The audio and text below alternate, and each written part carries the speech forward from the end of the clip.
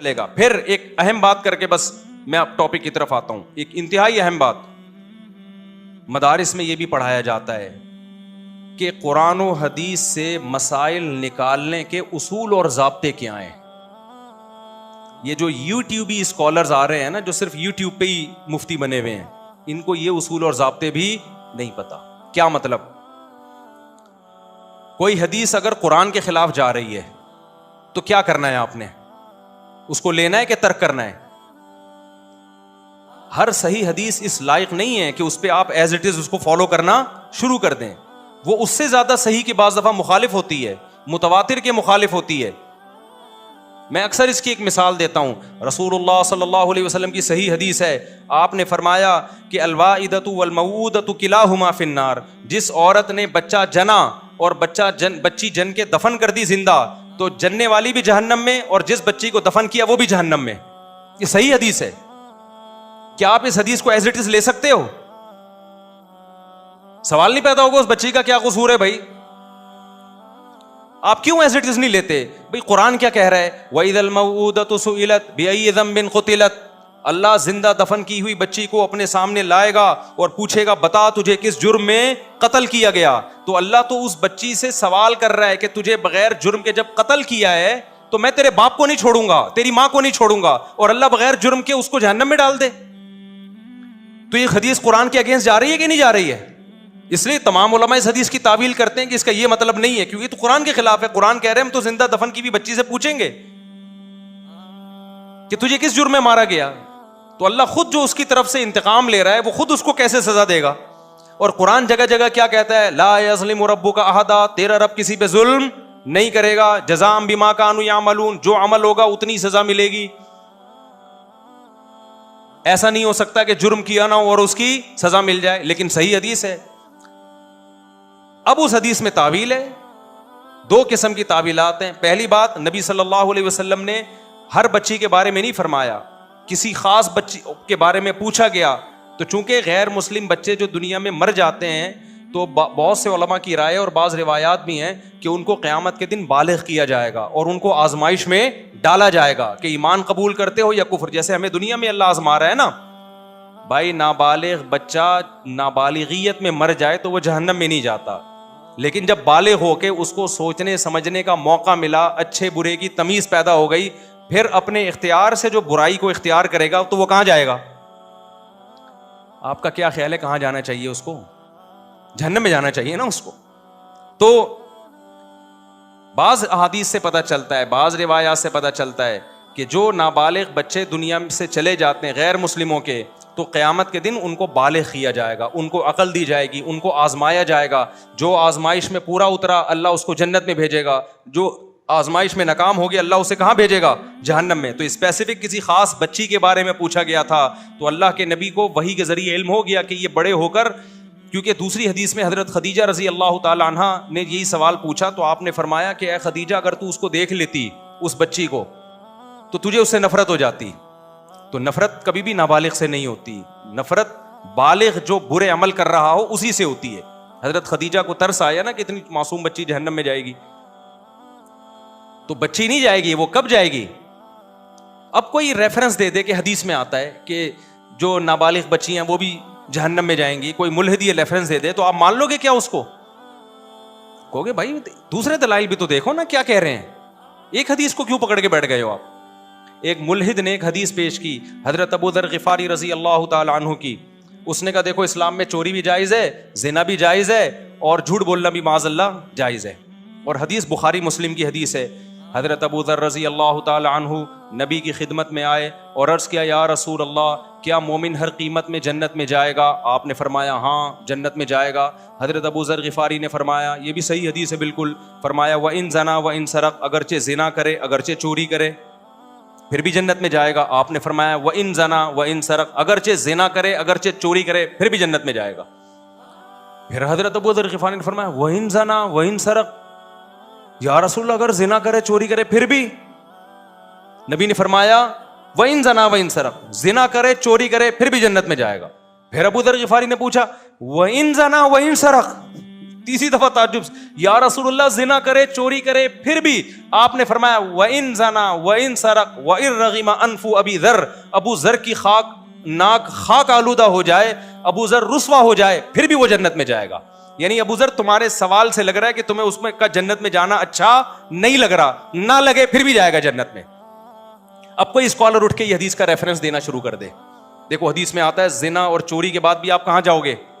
जन्नत में। और मैं बुखारी मुस्लिम की हदीस बता रहा हूं, इन मौलवियों के चक्कर में जो कहते हैं चोर को हाथ काटो और यूं करो और जानी के कोड़े मारो, इन मौलवियों के चक्कर में इस्लाम तो बड़ा ब्रॉड माइंडेड मजहब है। यही हो रहा है आजकल, कोई एक आयत लेके पेश कर देता है, कोई एक हदीस, प्रॉपर वे में इल्म नहीं होता, इल्म नहीं होता।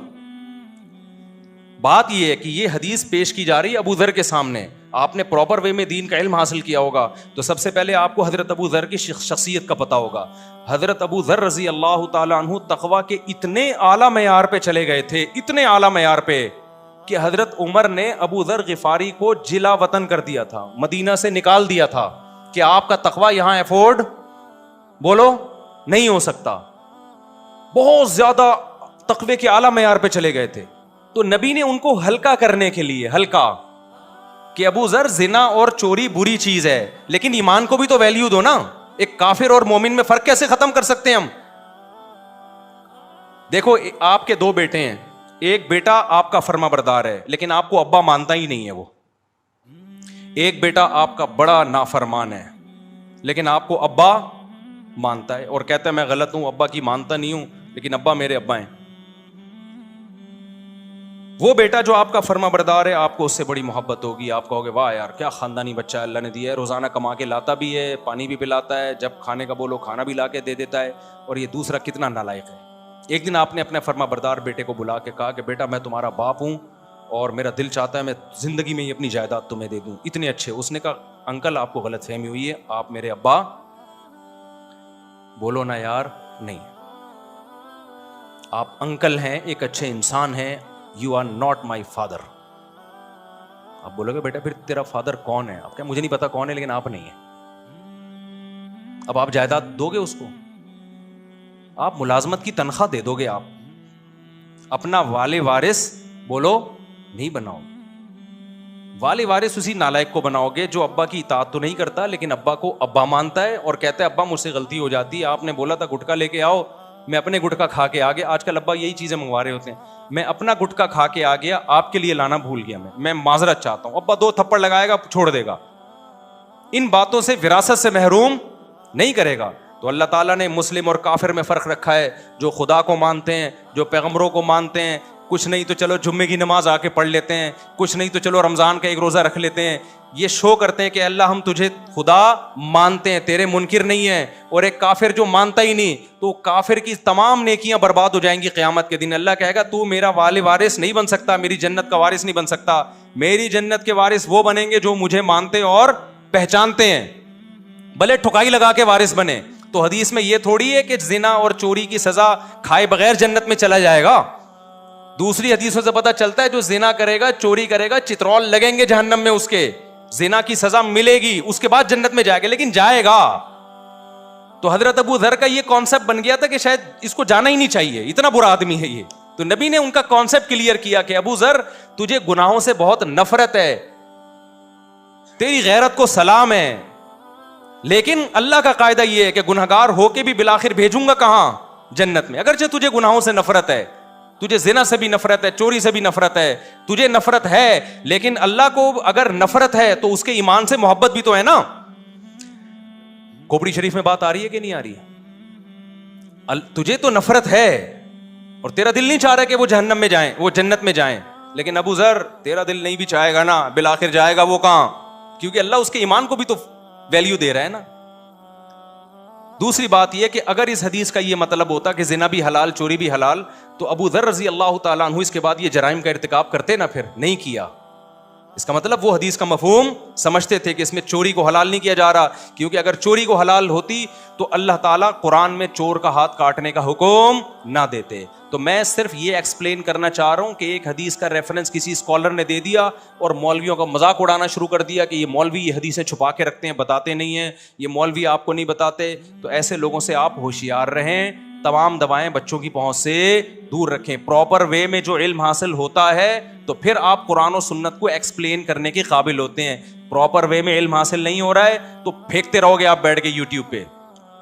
इल्ला ये कि उलमा की निगरानी में आप काम करो, लेकिन निगरानी में काम करते भी इनको जिल्लत महसूस होती है।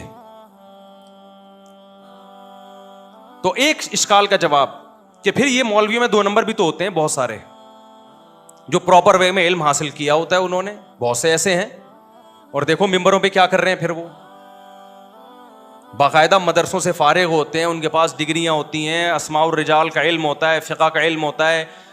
और याद रखो बहुत से मौलवी तो फारिग ही होते हैं, वो मौलवी होते ही नहीं है, उन्हें पढ़ा ही नहीं होता मदरसों में। क्या सारे डॉक्टर पढ़े लिखे होते हैं? बहुत से मेडिकल साइंस में ऐसे, मेडिकल कॉलेज में ऐसे होते हैं पढ़ते पढ़ते नहीं है, डिग्री मिल जाती है। तो बहुत से ऐसे भी होते हैं मदरसों में पढ़ा नहीं है, इधर से नकल वकल, मदरसों में नकल नहीं होती लेकिन फिर भी कर लेते हैं।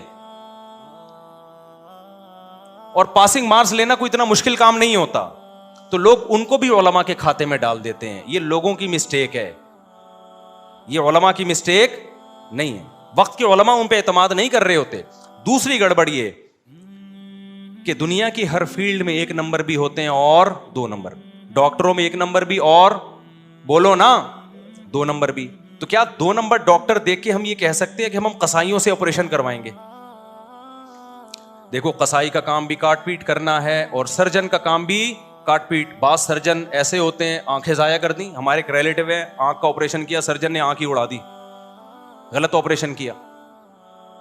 2 वाकयात आई स्पेशलिस्ट के मेरे सामने, बल्कि 3 वाकयात। आई स्पेशलिस्ट ने अच्छी भली आंख को जाया कर दिया। 3 वाकयात हैं इस वक्त। 3 बंदे मेरे, एक तो सर्जन थे, वो भी जाहिर है आई स्पेशलिस्ट ही थे, और 2 सर्जन नहीं थे, गलत दवा डलवा दी आंख में। आंख क्या हो गई? ये तो शुक्र है दोनों आंखों में नहीं डलवा दी, एक आंख में डलवाई, वो आंख ही जाया हो गई। जैसे ही ड्रॉप डाले आंख की बिनाई चली गई। अब आप ये कहो कि चूंकि हमारे पास 3 केस ऐसे आ चुके हैं आई स्पेशलिस्ट के कि उनसे इलाज कराने से आंख की बिनाई चली गई, लिहाजा अब आंख का इलाज या आंख का ऑपरेशन किसी आई स्पेशलिस्ट सर्जन के बजाय कसाई से करवाना चाहिए, जो सुबह शाम गाय और भैंसों की आंखें निकालता है। मान लोगे ये? ओ भाई उसकी फील्ड ही नहीं है यार। अगर वो कसाई कहे कि मैंने इतना स्टडी की है, मैंने इतनी आंखों पे किताबें पढ़ी हैं, आप कहोगे भाई प्रॉपर वे में जब तक आपने आंख के बारे में पढ़ा नहीं है, उसके लिए पहले MBBS करना पड़ेगा, जनरल नॉलेज तमाम पार्ट्स की, क्योंकि आंख बाकी बॉडी से भी तो लिंक करती है ना। या खाली आंख ही पढ़ के बैठा हुआ है तू? पहली जमात से आंख ही पढ़ रहा है क्या?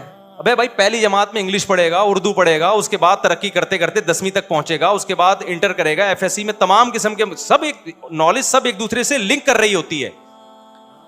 फिर MBBS करेगा 4 साल, उसमें गुर्दा भी पढ़ेगा, फेफड़ा भी पढ़ेगा और कलेजी भी पढ़ेगा, उसके बाद जाके फिर एक फील्ड में तुझे महारत पैदा होगी। समझ में आ रही है बात कि नहीं आ रही है? अब एक डॉक्टर साहब थे, ये लतीफा है, ये हकीकत नहीं है। उन्होंने ऑपरेशन किया एक बंदे का, कैंची अंदर भूल गए। ये लतीफा है, ये हकीकत नहीं है। कैंची क्या हुआ? अंदर भूल। दोबारा ऑपरेशन किया, कैंची निकाली, कुछ और भूल गए। 3-4 दफा हुआ ना तो मरीज ने कहा जिब लगा दो भाई। सही है ना? क्या लगा दो? जिब लगा दो। गायनी के डॉक्टरों को देख लो आप, गायनी की जो डॉक्टर हैं, जितने बच्चे ऑपरेशन से हो रहे हैं, क्या ये नेचुरल है? किसी मखलूक के बच्चे इसने ऑपरेशन से नहीं होते। ये तो नेचुरल प्रोसेस है ना विलादत। तो 100 में 1000 में कोई एक औरत का ऑपरेशन होना चाहिए, केस बिगड़ गया। हर दूसरी औरत का केस बिगड़ रहा है, इसका मतलब कुदरती गलत कर रही है। फिर जितनी मखलूकात हैं, बिल्ली है, गाय है और जितने जानवर हैं, सारी जिंदगी बच्चे देती रहती हैं, एक भी ऑपरेशन से नहीं होता। खवातीन यहां गुस्से करती हैं कि हमें गाय बिल्ली से मिला रहे हो आप। हम गाय बिल्ली से नहीं मिला रहे आपको, हम कह रहे हैं कि ये जो प्रेगनेंसी का होना और बच्चे की विलादत, ये नेचुरल प्रोसेस है, ये कोई बीमारी नहीं है। इसमें तो डॉक्टर की जरूरत ही नहीं है आपको। ये तो आदम अलैहिस्सलाम के जमाने से होता आ रहा है ये। फिर भी हम कहते हैं एहतियातन डॉक्टर से राब्ता रखो, ताकि कोई केस 100 में 1 केस बिगड़ भी जाता है, खतरा होता है। ये आजकल खुराकें ठीक नहीं है, एक्सरसाइज नहीं है, कामकाज नहीं है, लेकिन रहेगा तो नेचुरली ना। तो 100 में कोई एक ऑपरेशन हो सकता है, 100 में 70-75 ऑपरेशन हो रहे हैं, 10-20 नॉर्मल डिलीवरी हो रही है, और वो भी पहला बच्चा नॉर्मल, अगला वो जिसकी नॉर्मल हुई अगला वो भी ऑपरेशन से। तो इसका क्या मतलब है? ये गायनी के डॉक्टरों की धांधली है या नहीं है? आप कहते हैं खुराकें चेंज हो गई, तो बिल्लियां कौन सा देसी मुर्गियां खा रही हैं? बिल्लियां भी तो यही मुर्गियां खा रही हैं, क्या ख्याल है? यही केमिकल वाला पानी पी रही हैं, यही देसी मुर्गियां खा रही, फार्मी मुर्गियां खा रही हैं वो। तो एक नेचुरल अमल था, उसको क्या बना दिया है? और अभी मेरे यहां बच्चे की विलादत हुई है, अपनी बातें इंसान शेयर नहीं करता, लेकिन आप में कॉन्फिडेंस पैदा करने के लिए जिस गायनी के डॉक्टर से इलाज चल रहा था घर वालों का, उसने कहा ऑपरेशन है। एन वक्त मैं बैरून मुल्क में था, यूरोप के सफर पे था, घर वालों से मैंने बोला फौरन हॉस्पिटल चेंज करो। घर वालों से मैंने बोला फौरन से पहले क्या करना है? Hospital change. फौरन हॉस्पिटल चेंज हुआ है और अल्हम्दुलिल्लाह नॉर्मल डिलीवरी हुई। वो डॉक्टर जानने वाली थी, मैंने कहा भाई ये ऑपरेशन बताया, उसने कहा कोई मेरे पास पेशेंट भेज दें। पेशेंट को देखा तो भाई उसने कोई ऑपरेशन नहीं, नॉर्मल डिलीवरी। समझते हो कि नहीं समझते? तो हम थे, हमारे 16 बच्चे हैं भाई, हमें नहीं पता होगा तो किसको पता होगा? समझ रहे हो? ये कसाई बन चुके हैं। वजह उसकी ये है कि अस्पताल एक टास्क देता है। 2 वजह से ऑपरेशन होते हैं, 3 वजह से। एक वजह तो वाकई वैलिड होती है, वाकई बाज माओं को मौत का खतरा होता है, मैं इसको मानता हूं। 100 में 1 आध ऐसे होते हैं कि डिलीवरी के दरमियान मौत का खतरा होता है, तो वो ऑपरेशन ही करना पड़ता है। लेकिन वो 100 में 1-2 हो तो समझ में आती है बात। ज्यादातर क्या हो रहा है, अस्पताल ने टास्क दिया होता है कि जी बच्चा जो है, अस्पताल ने डॉक्टरों को टास्क दिया होता है इतने पैसे हमने कमाने हैं, वो ऑपरेशन के बगैर कमा नहीं सकते। अस्पताल लॉस में जा रहा होता है कि इस दफा फैमिली प्लानिंग पर लोगों ने ज्यादा अमल किया, बच्चे मार्केट में कमा रहे हैं तो हमारे पैसे कम बन रहे हैं, ठीक है ना। इससे भी ज्यादा मसला ये होता है कि डॉक्टरों के पास टाइम नहीं होता, क्योंकि नेचुरल और नॉर्मल डिलीवरी वो अल्लाह की मर्जी से होती है, वो डॉक्टर की मर्जी से बोलो नहीं हो। उसमें एक एग्जैक्ट डेट देना मुमकिन नहीं होता डॉक्टर के लिए कि जी इस तारीख को बच्चा होगा। खवातीन को दर्द उठते हैं, फिर वो खत्म हो जाते हैं, फिर उठते हैं, फिर वो खत्म हो जाते हैं। महीना भी लग जाता है, 15-15 दिन भी लग जाते हैं, 1.5 महीना भी लग सकता है। एक कुदरत का निजाम है भाई। अल्लाह ने माँ को तकलीफ में डाला है ताकि बच्चे पर उसका हक साबित हो। तभी तो कुरान कहता है माँ के 3 गुना हक ज्यादा है बच्चे पर, उसने 3 ज्यादा तकलीफें उठाई हैं, ये उसकी तकलीफ का हिस्सा है। अब क्या होता है, डॉक्टर साहिबा उनको ये मसला होता है कि भाई अगर ये इसको अपने हाल पे छोड़ दिया जाए तो पता नहीं अगले हफ्ते हो कि 2 हफ्ते बाद मार्केट में बच्चा आए, 1.5 हफ्ते बाद आए, तो मैं इंगेज रहूंगी, इसके मुझे कोई अलग से पैसे ना सवाब मिल रहा है, ना सवाब तो मिल रहा होता है लेकिन सवाब पे कौन यकीन करता है, पैसे तो मिल नहीं रहे। लाओ भाई चापड़ लेकर आओ, कैंची लेकर आओ, छुरी लेकर आओ, ठीक है ना। नहीं आई बात, मेरा ख्याल है चापड़ छुरी, वो चापड़ छुरी, वो जरा तमीज वाला चापड़ होता है वो चापड़ ही है। और कितना खतरनाक प्रोसेस है यार ये ऑपरेशन का। रीढ़ की हड्डी में इंजेक्शन लग रहे हैं, अंदर से पता नहीं क्या क्या निकाला जा रहा है। उसके बाद जो खवातीन की फिजिकल फिटनेस की ऐसी की तैसी होती है, मियाओं को आजकल वैसे ही बीवियां अच्छी नहीं लग रही हैं, वो एक बच्चा पैदा होने के बाद और ज्यादा बुरी लगने लगती हैं। वो फिर उसको अपनी फिजिकल फिटनेस पे लाने के लिए इतनी डाइटिंग, इतनी जॉगिंग, इतनी एक्सरसाइज वो कौन करता है आजकल। आप यूरोप अमेरिका की तकलीद करते हो, वहां तो ऐसे ऑपरेशन से नहीं होते, हमने तो तहकीक की है। वहां तो अगर पेशेंट खुद कह रही हो ना औरत के ऑपरेशन करो, डॉक्टर को पाबंदी है, वो करेगा, केस होगा उसके खिलाफ। नहीं आई मेरा ख्याल है बात समझ में। अच्छा खैर, लेकिन इतने बुरे होने के बाद भी आपकी वाइफ जब प्रेग्नेंट होगी लेके डॉक्टर ही के पास जाओगे, आप किसी मौलाना के पास नहीं लेके आओगे कि चूंकि ये सारी डॉक्टरों को गलत कहते हैं लिहाजा अब हमने इलाज अपनी बेगम का मुफ्ती साहब से करवाना है, क्योंकि सारे डॉक्टर गलत हो गए, ये सब अपना मंजन बेच रहे हैं, मुफ्ती साहब इलाज करेंगे। मुफ्ती साहब कहेंगे भाई मैं डॉक्टरों को अगर गलत कह रहा हूं तो सही डॉक्टरों को तलाश करने के लिए कह रहा हूं, इसलिए नहीं कह रहा कि मेरी ये फील्ड ही नहीं है, मुझे क्या पता। नहीं आई मेरा ख्याल है बात समझ में? तो जाना डॉक्टर ही के पास है। अगर गायनी की कोई डॉक्टर 2 नंबर है तो 1 नंबर तलाश करनी है। ऐसा नहीं हो सकता कि गायनी की डॉक्टर 2 नंबर हो गई हैं तो अब आप उनसे ऑपरेशन करवाने के बजाय कसाई से ऑपरेशन करवाना शुरू कर दो। समझता है बात को कि नहीं समझता? कि वो पढ़ा लिखा कसाई है, उसने स्टडी की है, मेडिकल साइंस की किताबों की क्या की है, उसने स्टडी की, उसने यूट्यूब पे क्लिप देखे हैं, बच्चा कैसे बनता है, माँ के पेट में कैसे गर्दिश करता है, घूमता है और मार्केट में कैसे आता है। वो ये सब पढ़ा लिखा डॉक्टर है, रेफरेंसेस के साथ बात कर रहा है। और भाई प्रॉपर वे में जब तक इल्म हासिल नहीं होगा उसको ना अल्ट्रासाउंड की इजाजत है, ना एक्सरे की इजाजत है और ना ऑपरेशन की इजाजत है, ना कोई मेडिसिन रिकमेंड करने की इजाजत। मैं जब ये सेहत की बातें करता हूँ लोगों की कॉल आती है, मुफ्ती साहब मुझे ये कमजोरी महसूस हो रही है, आप कोई मेडिसिन बताएं। मैं कहता हूँ भाई मैं सेहत के जनरल उसूल बयान कर देता हूँ, वो भी डॉक्टरों से सुने हुए हैं। कोई शख्स बीमार होगा तो वो डॉक्टर के पास जाके इलाज कराए भाई, वो मैं थोड़ी बताऊंगा उसको। पाकिस्तान में सबसे बड़ा मसला बताऊं आपको क्या है? हर शख्स को सब कुछ पता है, हर शख्स को सब कुछ पता है। इतनी आजादी इस मुल्क में है ना कि सब, और ये बात खूब याद रखो, जिसको सब कुछ पता है ना इसका मतलब उसको कुछ भी नहीं पता। हर आदमी अपनी फील्ड का एक्सपर्ट होता है। अगर उसको सब पता है इसका मतलब अपनी फील्ड में तो कुछ भी नहीं पता इसको, क्योंकि इसने फिर इल्म हासिल किया, अपनी फील्ड का इल्म कब हासिल किया है? सारी जिंदगी तो ये करता रहा है बैठ के। तो मैं समझा पा रहा हूं अपनी बात?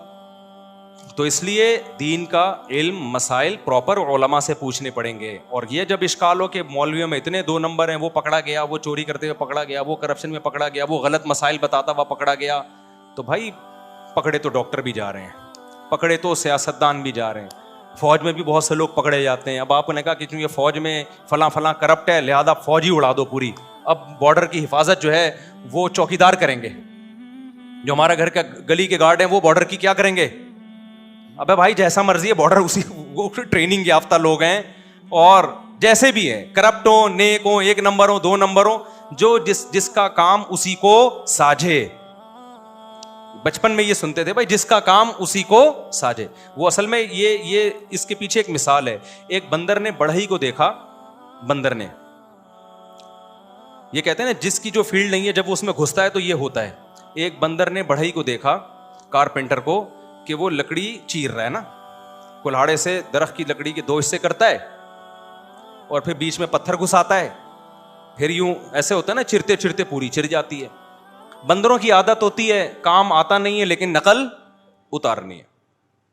बंदर ने क्या किया?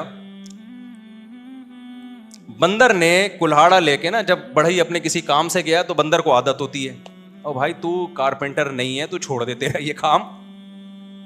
बोलो नहीं। वो सरीना मार्केट है ना मोबाइल की, यहां मैं खड़ा हुआ था तो एक आदमी मुलाजमत पे किसी ने रखा हुआ, और एक शख्स को रखा हुआ वो मोबाइल की रिपेयरिंग के लिए, एक को रखा हुआ मोबाइल बेचने के लिए, और एक सॉफ्टवेयर इंजीनियर होगा मोबाइल का, उसको मोबाइल की रिपेयरिंग के लिए रखा हुआ। अब क्या हुआ है कि एक कस्टमर आया, तो कस्टमर ने क्या किया कि अपना मोबाइल दिया कि मेरा मोबाइल ख़राब है, काइंडली आप इसको ठीक कर दें। तो जो इंजीनियर था वो ठीक करने लगा, तो जिसको रखा हुआ था ना झाड़ फूंक के लिए, और कोई कस्टमर आए तो डब्बा उठा के दिखाओ, वो उसके काम में घुस रहा है, वो उसके काम में घुस रहा है कि यूं नहीं यूं कर ले, और देख भी रहा है कि क्या कर रहा है। तो मैंने देखा वो जो दुकान का ओनर था ना, उसको आया गुस्सा, बोला तेरा जो काम है तू वो करना। उसको बुरा भला कहना शुरू कर दिया कि अबे तू अपने काम को फोकस करना, कस्टमर खड़े हुए हैं मोबाइल मांग रहे हैं, तू इधर घुस रहा है, या तो तू भी पढ़ ले फिर हम तुझे भी यहां बिठा देंगे। तो मुझे उसका स्टाइल पे बड़ी हंसी आ रही थी ना, जो दुकान के मालिक को गुस्सा आ रहा था, उसको गुस्सा इसलिए आ रहा था, उसको पता था इससे मेरे बिजनेस की ऐसी की तैसी हो जाएगी। जिसका जो काम है अगर आप वो दूसरा करने लगे ना तो सारा निजाम तबाह होता है, दुकानें तबाह हो जाती हैं। अब आप अंदाजा लगाओ, जो आलिम नहीं है वो उलमा की फील्ड में घुसा हुआ है, जो डॉक्टर नहीं है वो डॉक्टरों की फील्ड में घुसा हुआ है, जो हकीम नहीं है वो हकीमों की फील्ड में घुसा हुआ है। बने क्यों कर जो हो सब कार उल्टा, हम उल्टे यार उल्टा बात उल्टी। मेहताब राय एक शायर गुजरे, इन्होंने कहा कि मेहताब राय में ना यार का लफ्ज उल्टो तो राय बनता है, बात का लफ्ज उल्टो तो ताप बनता है, और हम को उल्टो तो मह बनता है। यानी हम भी मेरे नाम में उलट गया, बात भी उलट गई और यार भी उलट गया, तो सब कुछ उलट गया, तो मेहताब राय बन गया। तो उसने कहा हमारा काम बनेगा कैसे, हमारे यहां सब चीजें क्या हैं, उल्टी हुई। कल एक साहब मेरे पास आए और मुझे कहने लगे, मुफ्ती साहब जो काम करूं उल्टा हो जाता है। मैंने कहा काम ही उल्टा किया करो ताकि सीधा हो जाया करे। वो एकदम वो हंस के चला गया ना। मुझे कहने लगा, मुफ्ती साहब जो काम करता हूं काम क्या होता है? उल्टा। तो मैंने कहा फिर किया ही उल्टा करो, क्योंकि जो काम कर रहे हो जब उल्टा हो रहा है तो उल्टा करोगे तो क्या हो जाएगा? उल्टा होकर सीधा हो जाएगा। तो उसको हंसी आई और मेरी जान छूटी। अब मैं उसको क्या बैठ के समझाता है यार, ऐसा दुनिया में कोई नहीं होता, आप काम ही गलत कर रहे हो। अच्छा खैर, तो क्या कह रहा था मैं? जल्दी से बात, जल्दी से, अब टाइम 2 मिनट रह गए। हाँ, बंदर वाली मिसाल दे रहा था। तो बंदर ने क्या किया, वो देखा ना कि वो हमारे हजरत ये लतीफ़ा सुनाया करते थे कि जिसकी जो फील्ड है ना उसको उसी में रहने दो। तो हजरत ये लतीफ़ा सुनाते थे। तो उसने क्या किया, कुल्हाड़े से ना, जब वो कारपेंटर काम से गया है तो वो यूं करके चिर गया ना, चिर गया। अच्छा, अब इसके जो एटमी असासे हैं बंदर के, वो बीच में। बंदर को ये नहीं पता था कि कारपेंटर के साथ ऐसा नहीं होता। कारपेंटर के साथ ऐसा, उसके एटमी असासे महफूज ठिकानों पर होते हैं, लेकिन बंदर के जो एटमी असासे थे वो बीच में लटकने लगे, उसके बीच में। अब जब बंदर ने कुल्हाड़ी हटाई है ना तो एटमी असासे तबाह हो गए उसके। समझ में आ रही है बात? तो ये होता है किसी जिसका काम नहीं है ना उसकी फील्ड में टांग अड़ाने का, हालांकि वो पूरा पूरा उसको कॉपी कर रहा है कि जी देखो वो ऐसे कुल्हाड़े से यूं मारता है, फिर कुल्हाड़ा निकालता है, फिर दोबारा मारता है, फिर कुल्हाड़ा। उसको नहीं पता भाई तेरी जो बॉडी है और जो एक स्ट्रक्चर है उसमें और इंसान के स्ट्रक्चर में क्या है, फर्क है।